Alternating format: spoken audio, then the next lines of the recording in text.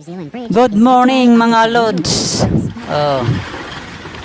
Panoorin po natin tong video na to mga lods. Grabe yung baha dito. Parating India to. Yung tulay, walang nagawa yung tulay. Sibak talaga. Ayan sa residential area na to. Grabe yung buhos ng tubig. Tignan mo naman. Tignan mo yung mga tao. Pinapanood pa nila yung tubig. Ayan ayan. Tatakbuhan pa yung mga bukok. Ayan, takbo kayo. Grabe pala yan. Ayan grabing bugso ng tubig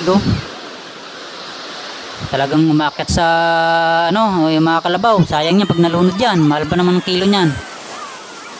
Grabe talaga yung tubig na to. Buti hindi nangyayari dito sa Pilipinas yung ganyang sitwasyon. Tingnan mo yung mga tao, pinapanood pa nila Grabe. Tingnan yung mga lods. Ayan sa kabahayan na yan. Parang ilog.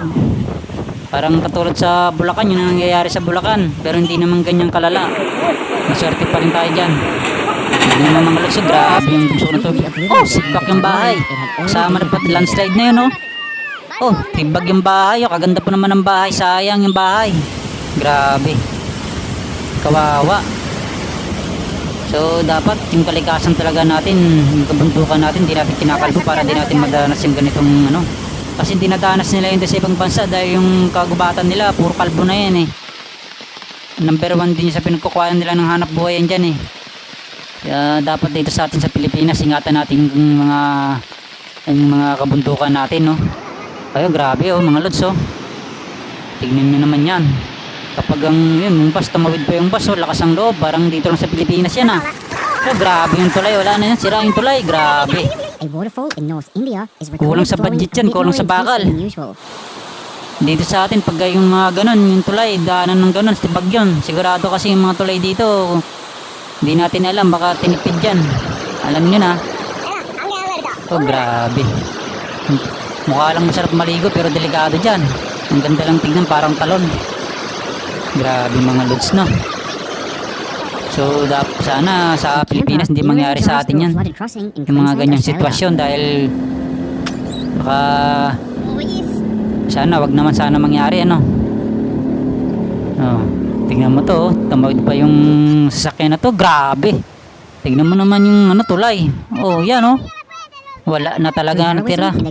Watch out. Na talaga siya ng tignan mo yung tao na to mga lods ay na pala siya, nire-rescue pala siya. Ayun ayun nakatayo siya gumawa sila ng paraan para mahila lang yung tao. Ayun grabe, matatalino din pala to ayun talino din pala yung mga Pakistani tsaka Indian ayan ang galing, idol.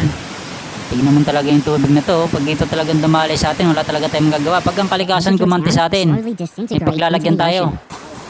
Grabe tignan mo, nakatayo pa sila doon natitibag na nga yung lupa, nakatayo pa rin sila doon. Yung bahay tibag na. Grabe talaga yung tubig. Pagka ang tubig ang kumana sa atin, disaster talaga nangyari. Grabe. Tignan nyo mga lods. Salamat dito sa atin, hindi nangyayari din yung ganyan sa Pilipinas ayun grabe yung bugso ng tubig pag dyan ka duman at biglang masalubog mo yung ganyang sigurado paglalagyan ka na. Grabe naman yan. Ito sa na to sa papasok na to sa kabahay-bahay sa residential na to area grabe. Mababa lang siya pero malakas ang ng tubig, bugso ng tubig kung tatawid ka yan pwede kang tangayin dyan. Ayun takbo siya takbo. Utoy, takbo utoy. Pinapanood pa nila grabe naman to.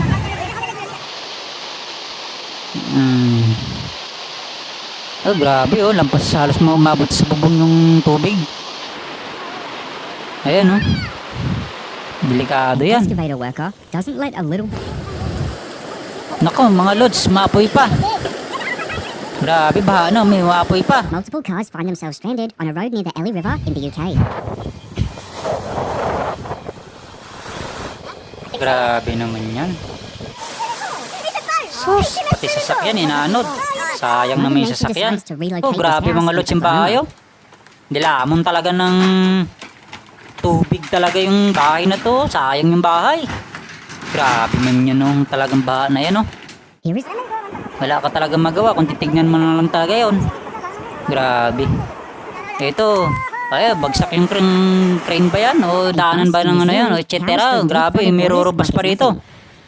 Diyaing Mampura pa yata to eh. Occidental Mindoro eh. Ayan, oh. Grabe. Salamat idol sa panonood nyo sa video na to. Sana po pa-subscribe ng aking channel, Boy Parak.